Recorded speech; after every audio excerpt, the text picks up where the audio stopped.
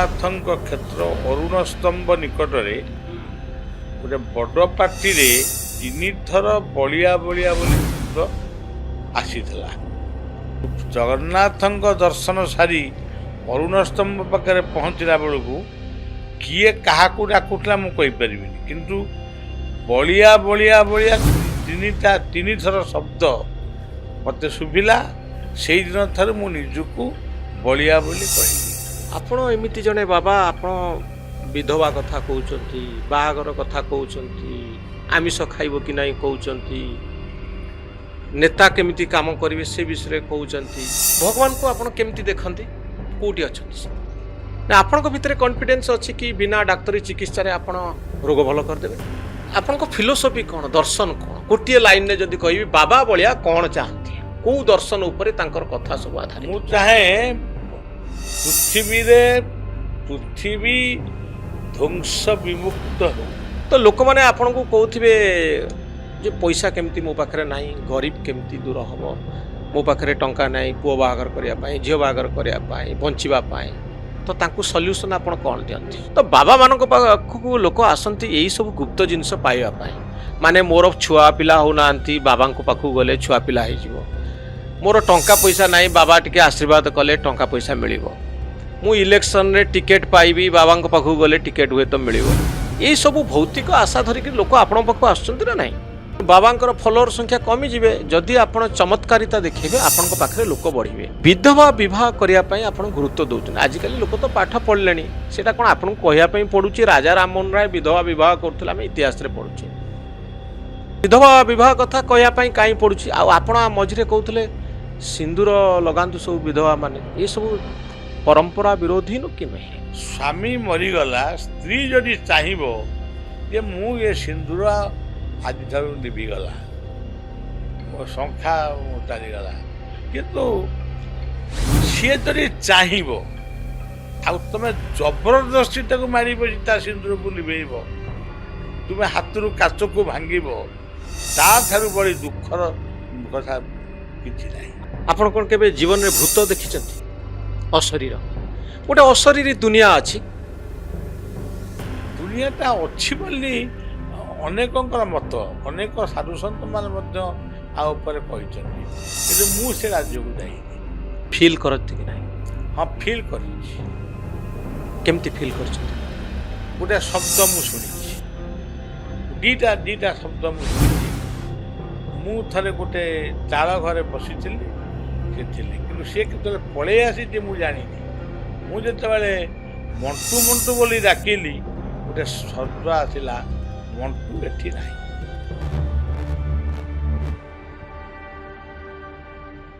ନମସ୍କାର। ଆଧ୍ୟାତ୍ମିକ ଗୁରୁ ବାବା ବଳିଆଙ୍କୁ ମୁଁ ଆପଣଙ୍କ ସହ ପରିଚୟ କରିବାର ଆବଶ୍ୟକତା ନାହିଁ। ବାବା ବଳିଆଙ୍କୁ ଟିଭି ଚ୍ୟାନେଲରେ ଆପଣ ଦେଖୁଥିବେ। ମୁଁ ବି ଟିଭି ଚ୍ୟାନେଲରେ କାମ କରୁଥିଲା ବେଳେ ବାବାଙ୍କୁ ଅନେକ ଥର ସାକ୍ଷାତକାର ନେଇଛି।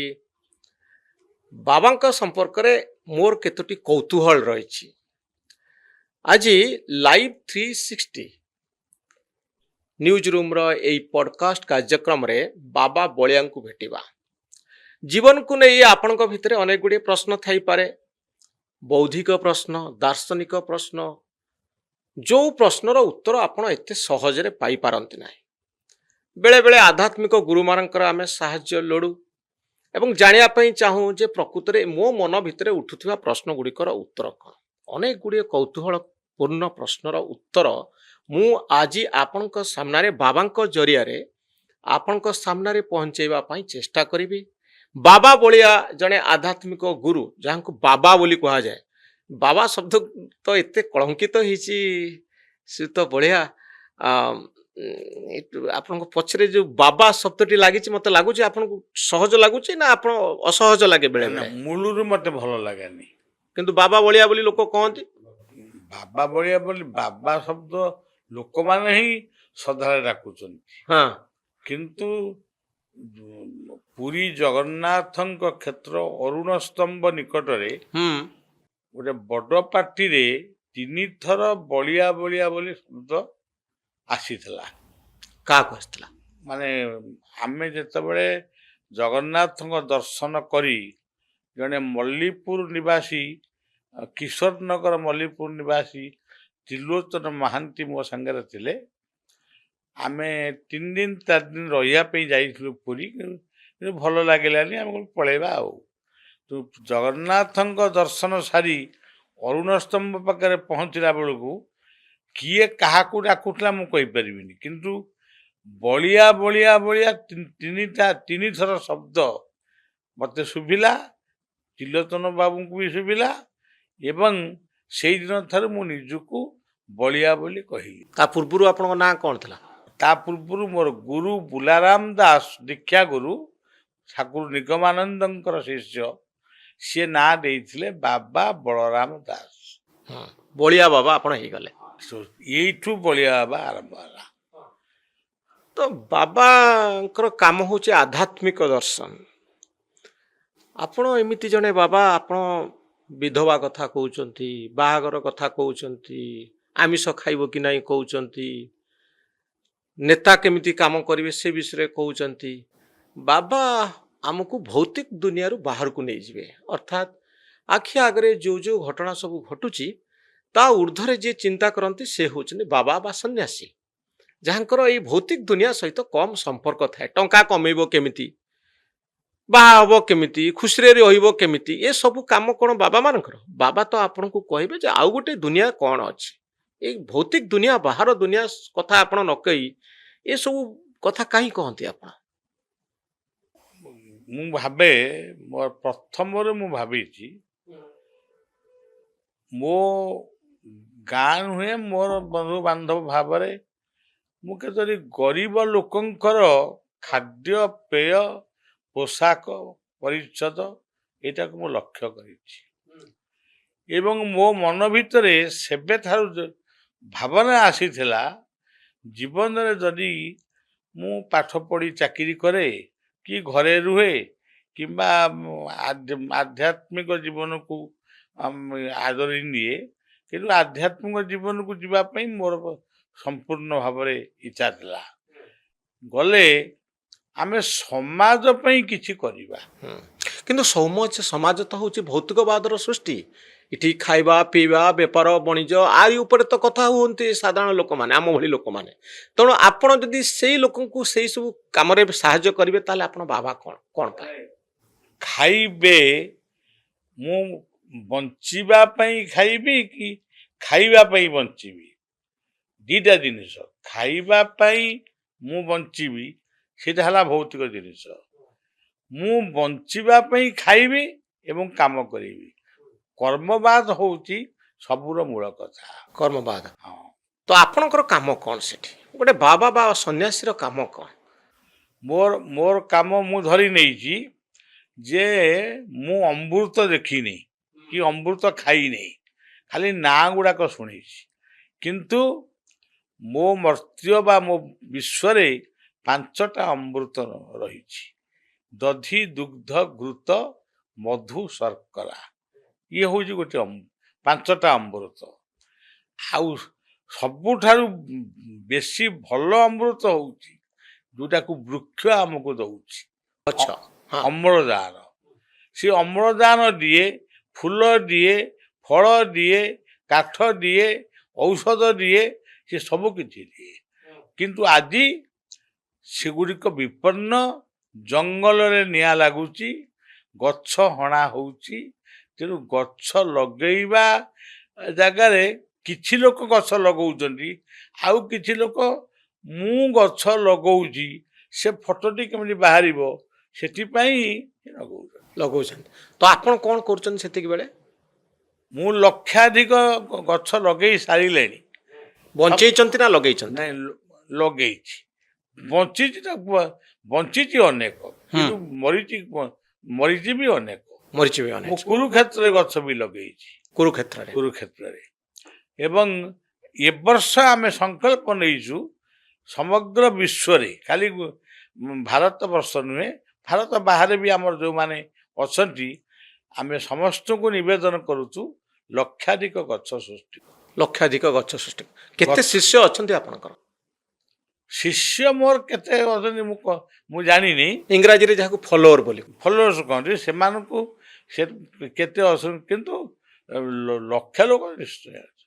ଭାରତ ଭିତରେ ଅଛନ୍ତି, ଓଡ଼ିଶା ଭାରତ ବାହାରେ ବି ଅଛନ୍ତି, ଭାରତ ଭିତରେ। ତ ଆପଣଙ୍କ ଫିଲୋସଫି କ'ଣ, ଦର୍ଶନ କ'ଣ? ଗୋଟିଏ ଲାଇନରେ ଯଦି କହିବି ବାବା ଭଳିଆ କ'ଣ ଚାହାନ୍ତି, କୋଉ ଦର୍ଶନ ଉପରେ ତାଙ୍କର କଥା ସବୁ ଆଧାରିତ? ମୁଁ ଚାହେଁ ପୃଥିବୀ ଧ୍ୱଂସ ବିମୁକ୍ତ ହଉ, ଧ୍ୱଂସାସ୍ତ୍ର ବିମୁକ୍ତ ହଉ। ଏଇଟା ହଉଛି ମୋ ଜୀବନର ସାଧନା। ବିଶ୍ୱ ଧ୍ୱଂସାସ୍ତ୍ର ବିମୁକ୍ତ ହଉ। ମୁଁ ଯେତେବେଳେ ଦିଲ୍ଲୀ ଯାଇଥିଲି ସେତେବେଳେ ରାଷ୍ଟ୍ରପତି ଭବନରେ ମଧ୍ୟ ମୁଁ ଏଇ କଥା କହିଥିଲି, ବିଶ୍ୱ ଧ୍ୱଂସାସ୍ତ୍ର ବିମୁକ୍ତ ହଉ, ଭାରତ ତାର ନେତୃତ୍ୱ ନେଉ।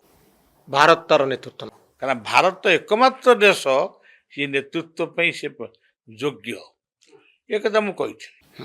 ଲୋକଙ୍କୁ ସାଧାରଣ ଯଦି ମୁଁ ପଚାରେ ଆପଣଙ୍କର ଦର୍ଶନକୁ ଗୋଟିଏ ବାକ୍ୟରେ କୁହନ୍ତୁ, ଗୋଟିଏ ଶବ୍ଦରେ କୁହନ୍ତୁ, ବାସ୍ତବ ଦର୍ଶନ, ବାସ୍ତବ ତା ମାନେ କ'ଣ? ମାନେ ହଉଛି ମୁଁ ରାମ ରାମ ରାମ ଭଜୁଛି, ରାମାୟଣ କଥା କହୁଛି, କିନ୍ତୁ ମୋ ଘର ଭିତରେ ରାମ ଲକ୍ଷ୍ମଣ ଭିତରେ ମୋକଦ୍ଦମା ଲାଗିଛି, ହଣାହଣି ହଉଛନ୍ତି। ମୁଁ ପତିବ୍ରତା ନାୟିକା ମା ଜାନକୀ ବା ସୀତାରାମଙ୍କ କଥା ସୀତାରାମ ସୀତାରାମ ସୀତାରାମ ଭଜନ କରୁଛି, କିନ୍ତୁ ମୋ ପରିବାର ଭିତରେ ସୀତା ଗୋଟିଏ ପଟରେ, ରାମ ଗୋଟିଏ ପଟରେ। ସେଇଭଳି ଭାବରେ ସେଠି 4 ଭାଇ ଥିଲେ, ରାମ ଲକ୍ଷ୍ମଣ ଭରତ ଶତ୍ରୁଘ୍ନ। ଆମେ ରାମାୟଣ କଥା କହୁଛୁ, କିନ୍ତୁ ତାର ଆଦର୍ଶ କିଛି ନାହିଁ। ରାମ ରାମ ରାମ ବୋଲି କହୁଥାଉ ମୁଖେ, ରାମଙ୍କ ଆଦର୍ଶ ନାହିଁ। କିନ୍ତୁ ବାବା ମୋର କହିବାର କଥା ହଉଛି ଏଇ ବାସ୍ତବବାଦୀ ଏ ଶବ୍ଦଟି ଅର୍ଥ କ'ଣ? ବାସ୍ତବବାନ ମାନେ ତୁମେ ଯାହାକୁ ଯେଉଁ କଥା କହିବ ସେ କଥା କରିବ, ଆଉ କହିବ ଗୋଟାଏ କରିବ ଗୋଟାଏ, ସେଇଟା ହଉଛି ଅବାସ୍ତବ। ଲୋକଙ୍କୁ ଏ ବାସ୍ତବବାଦୀ ଫିଲୋସଫି କ'ଣ ବୁଝାନ୍ତି, ରିଅଲିଷ୍ଟିକ ଯାହାକୁ ଇଂରାଜୀରେ କୁହାଯାଏ, କେମିତି ବୁଝାନ୍ତି, ତା ଅର୍ଥ କ'ଣ?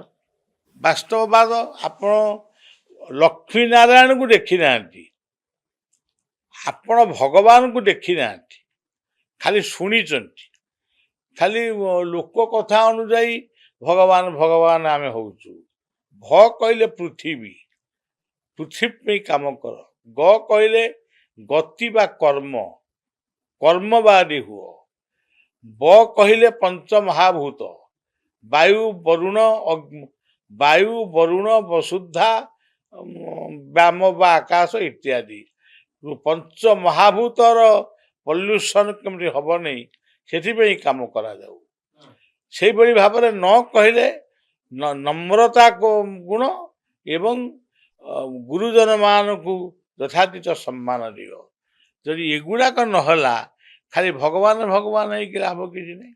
ତ ଆପଣ ଏ ଯେଉଁ ସବୁ କଥା କହୁଛନ୍ତି, ସୋସିଆଲ ମିଡ଼ିଆ ଯୁଗରେ ଲୋକ ଯେତେବେଳେ ମୋବାଇଲ ଭିତରେ ସାରା ପୃଥିବୀକୁ ଦେଖୁଛନ୍ତି, ସବୁ ପ୍ରକାର ଥଟ୍ ଆସୁଛି ତାଙ୍କ ମୁଣ୍ଡ ଭିତରକୁ, ଆପଣଙ୍କ କଥା କିଏ ଶୁଣୁଛି? ସେଇ ମୋବାଇଲ ଭିତରେ ଯାହା ଆସୁଛି ସେଇଟା ହିଁ ବାସ୍ତବବାଦ। କିଛି କଥା କଳ୍ପିତ ଥାଇପାରେ, କିନ୍ତୁ ଆଜି ବିଶ୍ୱଟାକୁ ଗୋଟେ ଫୋନ ଭିତରେ ଦେଖି ହଉଛି, ଟିଭି ଭିତରେ ଦେଖି ହଉଛି। ତେଣୁ ଇଏ ତ ଭଗବାନଙ୍କର ସୃଜନା।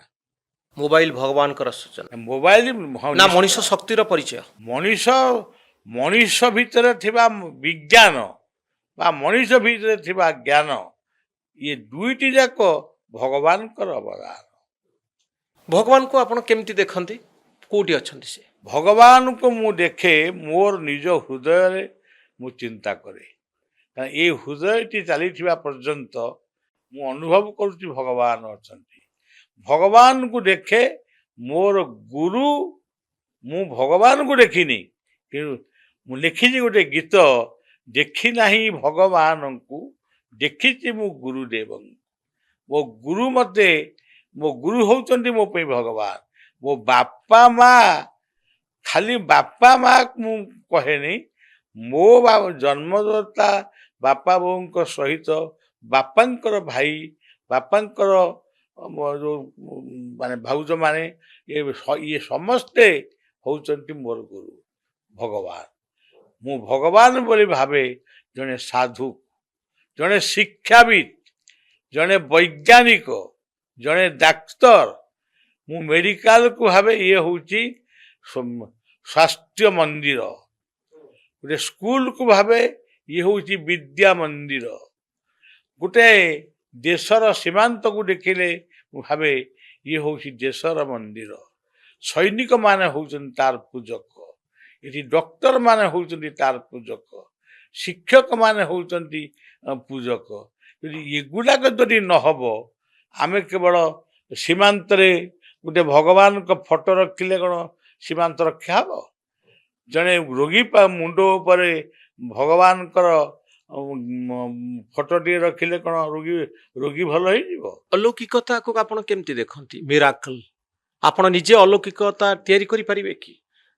ଜଣେ ଆସି ପହଞ୍ଚିଲା, ଆପଣଙ୍କୁ କହିଲା ମୋର କିଡନୀ ଖରାପ ହେଇଛି, ବାବାଙ୍କ ଆଶୀର୍ବାଦ ନେଲେ କିଡନୀ ଭଲ ହେଇଯିବ, ଆପଣ ସେ ଦମ୍ଭ ଦେଖାନ୍ତି କି? ମୁଁ ଦମ୍ଭ ଦେଖାଏନି, ନମ୍ରତାରେ କହେ ଡକ୍ଟର ଚିକିତ୍ସା କର। ମୁଁ ତୁଳସୀ ଟିକେ ଦିଏ, ତୁଳସୀ ଟିକେ ନିଅ ପାଅ ଏବଂ ଅନନ୍ତଙ୍କର ନାମ ସ୍ମରଣ କର। ଖଣ୍ଡିଏ ବେତ ମୋ ପାଖରେ ଥାଏ, ଠାକୁରଙ୍କ ଛଡ଼ା ବେତ, ସେ ବେତଟି ମୁଣ୍ଡରେ ଛୁଆଇ ଦିଏ, ଆଉ କିଛି ନାହିଁ। ତା ଦ୍ୱାରା କ'ଣ ହୁଏ? ବେତ ଦ୍ୱାରା ନା, ସେଇଟା ହଉଛି ମଣିଷର ମାନସିକ ଶାନ୍ତି। ଆଗେ ପ୍ରଥମ ମଣିଷର ମନରେ ଗୋଟେ ଦୃଢ଼ ରହିବା ଦରକାର। ଜଣେ କହିବ ମୁଁ ଅପରେସନ ଆଜ୍ଞା ହେବିନି, ତୁ କାଗଜ କାଟୁନି, ତୁ କାଗଜ ତ କାଟୁ, କାକୁଡ଼ି ତ କାଟୁ, କଖାରୁ ତ କାଟୁ, ଆଳୁ ତ କାଟୁ, ଆଉ ଅପରେସନଟା କାଟୁ ସେଇଆ, ତୁ କାହିଁ ବ୍ୟସ୍ତ ହଉଛୁ? ଏତିକିରେ ସେ ଖୁସି ହେଇକି ଯାଏ, ଅପରେସନ ହୁଏ, ସକ୍ସେସ୍ ବି ହୁଏ। ତ ଆପଣ କହନ୍ତି ଡାକ୍ତରଙ୍କ ପାଖକୁ ଯାଅ, ଡାକ୍ତରଙ୍କ ପାଖକୁ ଯାଅ, କିନ୍ତୁ ବାବା ରୋଗ ଭଲ କରିପାରିବେ କି ନାହିଁ? ବାବା ରୋଗ ଭଲ କରିବା ଆମେ ପ୍ରମାଣ କରିପାରିବାନି, କିନ୍ତୁ ଅନେକ ଭଲ ହୁଅନ୍ତି ବୋଲି ଆମେ ଜାଣିଛୁ, କିନ୍ତୁ ସେଇଟା ହଉଛି ଗୋଟେ ବିଶ୍ୱାସର କଥା, ତାକୁ ପ୍ରମାଣ କରିହେବନି। ନା ଆପଣଙ୍କ ଭିତରେ କନଫିଡେନ୍ସ ଅଛି କି ବିନା ଡାକ୍ତରୀ ଚିକିତ୍ସାରେ ଆପଣ ରୋଗ ଭଲ କରିଦେବେ? ନା, ମୁଁ ଡାକ୍ତରୀ ଚିକିତ୍ସାଟାକୁ ହିଁ, ଡାକ୍ତରୀ ଔଷଧଟାକୁ ଭାବେ ତୁଳସୀ, ଭଗବାନଙ୍କ ତୁଳସୀ। ମନେକର ଜଣେ ଡାକ୍ତରଙ୍କର ମେଡିସିନ କିଛି ଖାଇବେନି, ଆପଣ ତୁଳସୀ ଦେଇ ତାକୁ ରୋଗ ଭଲ କରିପାରିବେ କି? ମୁଁ ତୁଳସୀ ଦେବି, କିନ୍ତୁ ତାର କନସେନ୍ଟ୍ରେସନ ସେଇଭଳି ରହିବା ଦରକାର। କିନ୍ତୁ ରୋଗ କ'ଣ ରୋଗୀର କନସେନ୍ଟ୍ରେସନ ଉପରେ ନିର୍ଭର କରେ?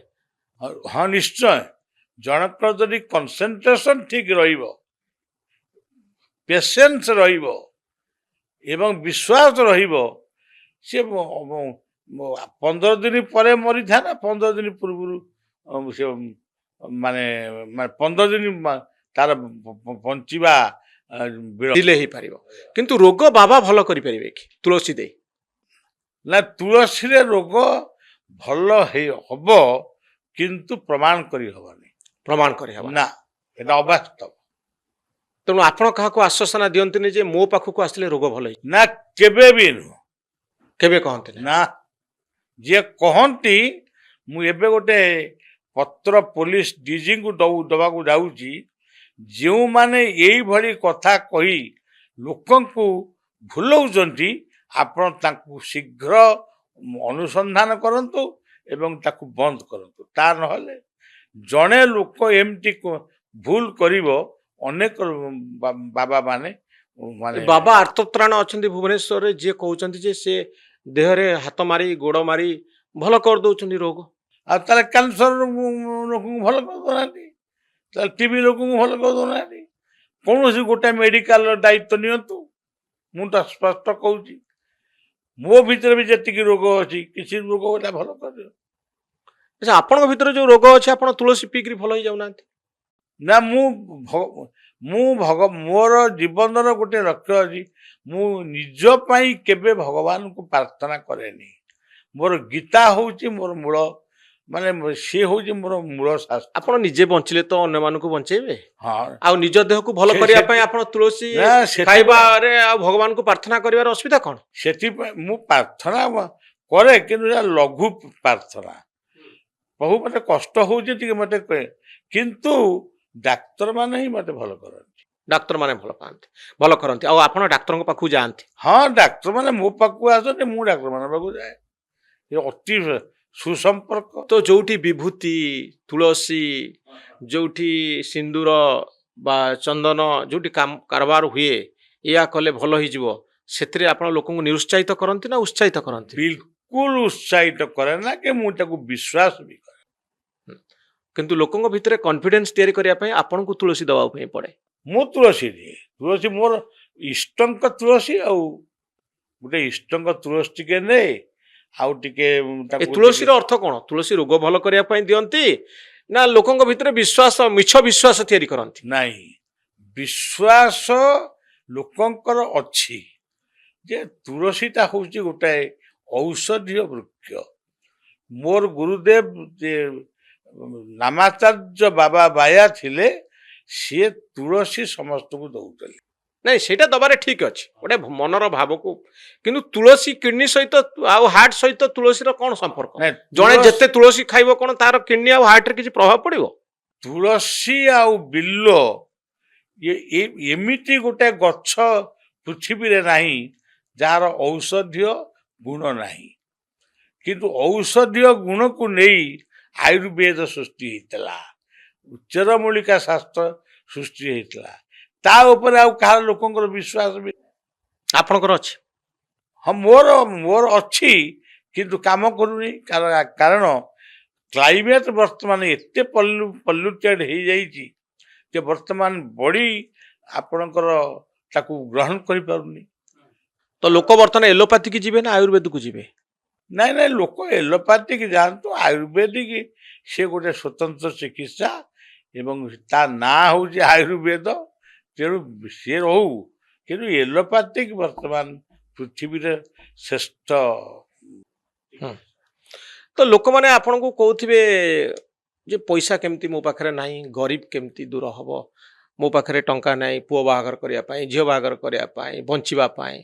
ତ ତାଙ୍କୁ ସଲ୍ୟୁସନ ଆପଣ କଣ ଦିଅନ୍ତି? ସିଧା ସିଧା କହେ, ଯିଏ କହେ ମୁଁ ଲୋନି ହେଇଯାଇ ଋଣଗ୍ରସ୍ତ ହେଇଯାଇଛି, ମୁଁ ତାଙ୍କୁ ସିଧା ସିଧା ପ୍ରଥମ ବାକ୍ୟ କହେ। ସେ ବାକ୍ୟଟି ହେଉଛି, କର୍ମ ନକରି ଟଙ୍କା ପାଇବ କୋଉଠୁ? ଟଙ୍କା ଆସିବ କିଏ? ମୁଁ କ'ଣ ଟଙ୍କା ସୃଷ୍ଟି କରିବି? ପ୍ରଥମେ କର୍ମବାଦୀ ହୁଅ, କର୍ମବାଦୀ। ଦ୍ୱିତୀୟରେ ଭଗବାନଙ୍କୁ ପ୍ରାର୍ଥନା କର, ଏବଂ ତମ ଭିତରେ ସେ ଶକ୍ତି ସାମର୍ଥ୍ୟ ଦିଅନ୍ତୁ, ତୁମେ କାମ କରି ପଇସା ରୋଜଗାର କରି। ପୂଜା ପାଠ ହୋମ ଯଜ୍ଞ ତନ୍ତ୍ର ଦ୍ୱାରା ଧନ ବୃଦ୍ଧି ହେବ କି ନାହିଁ ଯଦି ପ୍ରଶ୍ନ ପଚରାଯାଏ? ସେଇଟା ବି ପ୍ରମାଣ କରି ହବନି, କିନ୍ତୁ ହବ। କେମିତି ହବ? ଆମର ବିଶ୍ୱାସ, ଆମେ ଗୋଟେ ଧର୍ମର ଲୋକ। ଦେଖନ୍ତୁ, ଆମେ ଇଏ ଯୋଉ ସେ ଲକ୍ଷ୍ମୀ କି ପୂଜା କଲେ ଟଙ୍କା ମିଳିବ, ସେସବୁ ନୁହେଁ। ଆମର ବେଦରେ ଲେଖାଯାଇଛି, ଅଗ୍ନି, ବରୁଣ, ପୃଥିବୀ, ଏଇମାନେ ହଉଛନ୍ତି ଧନର ଅଧିକାରୀ। ତେଣୁ ପୃଥିବୀ ହିଁ ଆମକୁ ଧନ ଦେବ, ସେଠି କର୍ମ ଦରକାର। ଆମେ ସୂର୍ଯ୍ୟ ହିଁ ଆମକୁ ଧନ ଦେବେ, ସୂର୍ଯ୍ୟଙ୍କ ପାଇଁ ପୃଥିବୀ। ନାଇଁ, ଆପଣଙ୍କୁ ଯଦି କୁହାଯାଏ କିଛି ପୂଜା କଲେ ଧନ ପ୍ରାପ୍ତି ହବ, ଟଙ୍କା ମିଳିବ, ସେଭଳି ଥିଓରି? ସେଭଳି ପୂଜା ମୁଁ କରେ ନାହିଁ, କି କୌଣସି ରାଜନେତା ଜିତିବା ପାଇଁ କୌଣସି ପୂଜା କରେ ନାହିଁ। ମୋ ପାଖକୁ କଥା ଆସେନି। କିନ୍ତୁ ଅନେକ ଓଡ଼ିଶାର କୋଣ ଅନୁକୋଣରେ ଆପଣ ଯେହେତୁ ଅନ୍ଧବିଶ୍ୱାସ ଉପରେ ପ୍ରଚାର ପ୍ରସାର ତାକୁ ବନ୍ଦ କରିବା ପାଇଁ କି ଚାହୁଁଛନ୍ତି, ଅନେକ ଜାଗାରେ ଆପଣ ଦେଖୁଛନ୍ତି ଆଜିକାଲି ତନ୍ତ୍ରବିଦ୍ୟା ବି ଜୋରରେ ଚାଲିଛି। ମନେ କରନ୍ତୁ ବଶୀଭୂତ କରିବା ପାଇଁ, ଆମେ ଯାହା ସବୁ ଶୁଣିଛେ ବହୁତ ଦିନ ହେଲାଣି। ଆପଣ ଗାଁରେ ବି ଶୁଣିଥିବେ, କୋଷ୍ଟାଲ ବେଲ୍ଟରେ ବାଣ ପେଶିବା ଯେମିତି କୁହାଯାଏ ଯେ ତନ୍ତ୍ରବିଦ୍ୟା ଦ୍ୱାରା ଧନ ପ୍ରାପ୍ତି ହେଇଯିବ, ବାହାଘର ହେଇଯିବ। ତ ଏସବୁ ଜିନିଷ ବର୍ତ୍ତମାନ ସୁଦ୍ଧା ଚାଲିଛି କି ନାହିଁ? ଗୋଟେ ମନ୍ତ୍ର ଯନ୍ତ୍ର ତନ୍ତ୍ର ଅଛି ବୋଲି ଆପଣ ବିଶ୍ୱାସ କରନ୍ତି ନା ନାହିଁ? ମନ୍ତ୍ର ଅଛି, ମନକୁ ନିୟନ୍ତ୍ରଣ କରିବା ପାଇଁ, ମନର ଏକାଗ୍ରତା ଆଣିବା ପାଇଁ ସେ ହେଉଛି ମନ୍ତ୍ର। ଗୋଟେ ଯନ୍ତ୍ର, ସେଇଟା ହେଉଛି କର୍ମକୁ ନିୟନ୍ତ୍ରଣ କରିବା ପାଇଁ ଭୁଲ ବାଟରେ ନ ଯିବା ପାଇଁ ସେଇଟା ହେଉଛି ଜୀବନର ଯନ୍ତ୍ର। ତନ୍ତ୍ର ଗୋଟେ ତମ ତମ ଗୁଣ ଯୋଉଟାକି କାମ, କ୍ରୋଧ, ଲୋଭ, ୟାକୁଟକୁ ଆଗକୁ ସବୁ କଣ୍ଟ୍ରୋଲ କରିବା ପାଇଁ ସେଟା ହେଲା ତନ୍ତ୍ର।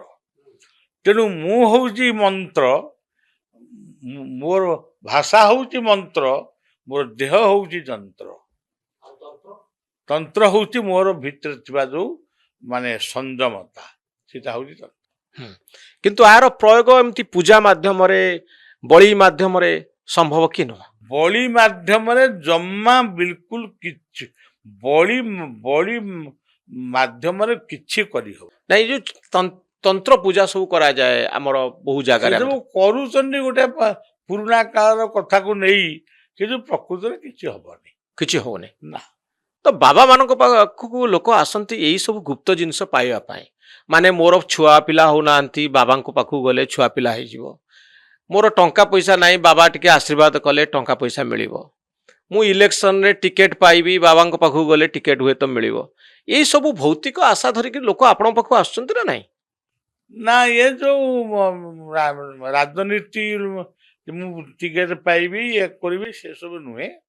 କିନ୍ତୁ ଦୁଃଖୀ ସବୁବେଳେ ଗୋଟେ ଦୁଃଖ ଜଣେଇବା ପାଇଁ ତା ଆଖିରୁ ଦି ଟୋପା ଲୁହ ଗଡ଼ିଗଲେ ଗୋଟେ ମାନସିକ ଶାନ୍ତି ଆସେ। ସେମିତି ଜଣେ ସନ୍ତାନ ପାଉନେଇ, ସେ ଜାଣିନେଇ, ଶାଶୁ ବି ଜାଣିନି, ବୋହୂ ବି ଜାଣିନି, ସ୍ୱାମୀ ବି ଜାଣିନି, ଗୋଟେ ପୁରୁଷ ଶକ୍ତିରେ ଜନ୍ମ ହୁଏ ଝିଅ, ଝିଅ ଶକ୍ତିରେ ଜନ୍ମ ହୁଏ ପୁଅ। କିନ୍ତୁ ଶାଶୁ କ'ଣ କହେ ନା, ବୋହୂ ଦୋଷରୁ ମୋର ନାତୁଣୀ ଗୁଡ଼ାକ ହେଲେ। ତେବେ ନାତୁଣୀ ତ ଯଦି ହେବେନି, ତୁ ତ ନିଜେ ଗୋଟେ ଝିଅ, ତୁ ଝିଅରୁ ଆଜି ବୁଡ଼ି ଗଲୁଣୁ, ତୁ କେମିତି ତାକୁ ନିନ୍ଦା କରୁଛୁ? ତେଣୁ ଏଇଭଳି କଥା ସବୁ ସେମାନେ ଆସନ୍ତି। ତାଙ୍କୁ ସେଇ ଯୋଉଟା ଆପଣଙ୍କୁ ମୁଁ କହିଲି, ମନ୍ତ୍ରଟିଏ ମୁଁ ଦିଏ, ମନ୍ତ୍ରଟି ସ୍ମରଣ କର, ତୁଳସୀ ଟିକେ ଦିଏ, ସେଇ ବେତ ଟିକେ ଛୁଆଇ ଦିଏ, ପ୍ରଭୁଙ୍କୁ ନିଜେ ପ୍ରାର୍ଥନା କରେ ଏବଂ ଉପଯୁକ୍ତ ଗାଇନିଂ ସ୍ପେଶାଲିଷ୍ଟଙ୍କ ପାଖକୁ ଯାଅ ବାରମ୍ବାର। ମନ୍ତ୍ର, ଯନ୍ତ୍ର ଆଉ ବେତ କେମିତି ହେଲ୍ପ କରେ? ହେଲ୍ପ ମୁଁ ତ ଶୁଣୁଛି ବହୁତ ହେଲ୍ପ ହଉଛି, ବହୁତ ଲୋକ ତାକୁ ପ୍ରାପ୍ତ ହଉଛନ୍ତି। ସେ ଯଦି ଏଇଥିରୁ ପାଉଛନ୍ତି କି ସାଇନ୍ସରୁ ପାଉଛନ୍ତି, ନା ଆପଣଙ୍କ ଭିତରେ କନଫ୍ୟୁଜନ ଅଛି କି ସାଇନ୍ସରୁ ପାଉଛନ୍ତି ନା ଆପଣଙ୍କ ବେତ ତୁଳସୀରୁ ପାଉଛନ୍ତି? ନା ନା, ସାଇନ୍ସରୁ ପାଉଛନ୍ତି। ଆଉ ବେତ ତୁଳସୀର ଭୂମିକା କ'ଣ ତାହେଲେ? ବେତ ତୁଳସୀ କେବଳ ମାନସିକ ଶାନ୍ତି ପାଇଁ, କେବଳ ପ୍ରାର୍ଥନା। ମୁଁ ଜନ୍ମ ହେଇଛି କେବଳ ପ୍ରାର୍ଥନା କରିବି। ପ୍ରାର୍ଥନା କରିବେ ତ ଆପଣଙ୍କ ଜରିଆରେ ଲୋକ କାହିଁ ପ୍ରାର୍ଥନା କରିବେ? ନିଜେ ପ୍ରାର୍ଥନା କରିବା ଉଚିତ। ତା ମଧ୍ୟ ଶିଖା ହଉଛି, ତମେ ପ୍ରାର୍ଥନା କର। କିନ୍ତୁ ଯେତେ ଭୌତିକ ଇଚ୍ଛା ସବୁ ପୂରଣ ପାଇଁ ଆପଣଙ୍କୁ ସେମାନେ ଗୋଟେ ସିମ୍ବଲ ବୋଲି ଭାବୁଛନ୍ତି ଯେ ଏଇଠି ଗଲେ ମୋ କାମ ହେଇଯିବ। ଏଇଥିପାଇଁ ଲୋକ ଆଶ୍ରମକୁ ଯାଆନ୍ତି, ବାବାଙ୍କୁ ଭେଟନ୍ତି। ତ ଯେତେବେଳେ କାମ ହବନି, ଆପଣ ଯଦି କିଛି ଚମତ୍କାରିତା ନ ଦେଖେଇବେ, ଆପଣ କ'ଣ ଭାବୁଛନ୍ତି ଲୋକଙ୍କର ସେତିକି ଆଦୃତି ବଢ଼ିବ? ସେମାନଙ୍କୁ ଧରି ରଖି ହବନି, କିନ୍ତୁ ଖୁବ ଅଳ୍ପ ଲୋକ ଖସିଯିବେ ଯେ ଠିକ ଭାବରେ ନ ବୁଝିବେ। ଯିଏ ଆମକୁ ଠିକ ବୁଝିଛନ୍ତି ନା ଆମେ ଠିକ ଜାଗାରେ ପହଞ୍ଚିଛୁ, ସେମାନଙ୍କୁ ସେମାନେ ଛାଡ଼ିକି ଯିବେନି। ନା, କେହି ଯିବେ। ସାଇବାବା ଦେଖଉଥିଲେ ଶୂନ୍ୟରୁ ମୁଦି ଆଣିକିରି ଦଉଥିଲେ, ବିଭୂତି ଦଉଥିଲେ। ସେମିତି କିଛି ଚମତ୍କାରିତା ଆପଣ ଦେଖାନ୍ତି କି? ନା ନା, ସେସବୁ ଚମତ୍କାରିତା ଉପରେ ମୁଁ ଏତେ ଗୁରୁତ୍ୱ ଦିଏ ନା। ମୁଁ ସାଇରାମଙ୍କୁ ମଧ୍ୟ ଲେଖିଥିଲି ଚିଠିରେ ଏବଂ ଦେଖା କରି କହିବି ବୋଲି ଯାଇଥିଲି, ଦେଖା ହେଲେନି। ମୁଁ ବି କହିଥିଲି, ଆପଣ ଯଦି ବିଭୂତି ଦେଇପାରୁଛନ୍ତି, ସୁନା ମୁଦି ଦେଇପାରୁଛନ୍ତି, ତାହେଲେ ଯେଉଁ ବନ୍ୟା ବାତ୍ୟା ବେଳେ ଏରୋପ୍ଲେନରେ ବସିକିରି ହାତ ଦେଖେଇ ଚାଉଳ, ଅଟା, ଖେଚୁଡ଼ି ଦିଅନ୍ତେ, ତାହେଲେ ଲୋକଟା ଭଲ ହୁଅନ୍ତେ। ତେଣୁ ସାଇରାମଙ୍କର ଆଇଡିଓଲୋଜି ଗୋଟେ ସୁନ୍ଦର ଥିଲା, ବାଳ ବିକାଶ କେନ୍ଦ୍ର। ସାଇରାମଙ୍କର ଅନ୍ୟାନ୍ୟ କଥା, ଗୋଟେ ଅନ୍ତପୁର ଜିଲ୍ଲାକୁ ଜଳ ଯୋଗାଣ କରିଥିଲେ, ଗୋଟେ ୟୁନିଭର୍ସିଟି କରିଛନ୍ତି, ଗୋଟେ ହାର୍ଟ ସୁପର ସ୍ପେଶାଲିଷ୍ଟ ହସ୍ପିଟାଲ କରିଛନ୍ତି। ଏଗୁଡ଼ାକ ସ୍ୱାଗତ ଯୋଗ୍ୟ। ଏଠି ତାଙ୍କ ପାଖକୁ ଅର୍ଥ ଯୋଉଟା ଆସିଛି, ସେ ଅର୍ଥକୁ ସେ ସଦୁପଯୋଗ କରିଛନ୍ତି। କିନ୍ତୁ ଶୂନ୍ୟରୁ ବିଭୂତି ବାହାର କରିବାକୁ ଆପଣ ବିଶ୍ୱାସ ନାଇଁ ମୁଁ ୟାକୁ ମୁଁ ଜମା ପସନ୍ଦ କରେ ନା ମତେ ମୁଁ ତାକୁ ଚାହେଁବି ନାହିଁ। ହଁ କିନ୍ତୁ ବାବା ଯେମିତି ଆମର ସାରଥୀ ବାବାଙ୍କ କଥା ବି ବହୁ ସମୟରେ ଆଲୋଚନା ହୁଏ। ସାରଥୀ ବାବା ବି ଏମିତି ଚମତ୍କାରିତା ଦେଖାନ୍ତି ବୋଲି ବହୁ ଲୋକଙ୍କର ଧାରଣା ହେଲା। ତ ବାବା ଆଉ ଚମତ୍କାରିତା ଏଇ ଦିଟା ଯୋଡା ହେଇକି ଥାଏ କି ନାହିଁ? ଆକୁ ମଣିଷ ହିଁ ଯୋଡ଼ିଛି ଯେ ମୁଁ କୋଉ ବାବାଙ୍କ ପାଖକୁ ଗଲେ କ'ଣ ପାଇବି। ଏଇଟା ମଣିଷର ବିଚାର ଶକ୍ତି ଭୁଲ ହଉଛି। ଧରନ୍ତୁ ସେ ଯୋଉ ବାବା ହୁଅନ୍ତୁ, ମୁଁ କୋଉ ବାବାଙ୍କ ନାଁ ନଉନି, ଜଣେ ବାବା କହୁଛନ୍ତି ମୁଁ ମହୁ ବାହାର କରୁଛି। ଅନେକ ଲୋକ କହୁଥିଲେ ସାଇରାମଙ୍କ ଫଟୋରୁ ମହୁ ଧରୁ। ହଁ କେତେ କେଜି ମହୁ ତମେ ସଂଗ୍ରହ କଲଣି? ସେ ମହୁ କୋଉ ବଜାରରେ ବିକ୍ରି ହଉଛି? ସେ ମହୁକୁ ତୁଳସୀ ସାଙ୍ଗରେ ଖାଇଲେ କେତେ ରୋଗ ତମେ ଭଲ କଲଣି? କାହିଁକି ଏଗୁଡ଼ାକ ମିଛରେ କରୁଛ? ତେଣୁ ବରଂ ମହୁ ବାକ୍ସ ସୃଷ୍ଟି କର, ମହୁ ଚାଷ କର, ଆଉ ତୁଳସୀ ଚାଷ କର, ତୁଳସୀ ବୃକ୍ଷ କର। ଏଇ ବାସ୍ତବବାଦ କଥାଟା ମୁଁ କହେ, ଅନେକ ଲୋକଙ୍କୁ ସେଇଟା ପସନ୍ଦ ହୁଏନି। ତେଣୁ ବାବାଙ୍କର ଫଲୋଅର ସଂଖ୍ୟା କମିଯିବେ ଯଦି ଆପଣ ଚମତ୍କାରିତା ଦେଖେଇବେ, ଆପଣଙ୍କ ପାଖରେ ଲୋକ ବଢିବେ। ନାଇଁ, ମୋର ଚମତ୍କାର ଦେଖିବା ଦରକାର ନାହିଁ। ଜୀବନର ତିନିଟା ଭାଗ ଗଲାଣି, ଆଉ ଗୋଟେ ଭାଗ ଏମିତି ଆପଣମାନଙ୍କ ସହିତ ହସ ଖୁସି କଥାବାର୍ତ୍ତା ହେଇ ଚାଲିଯିବ।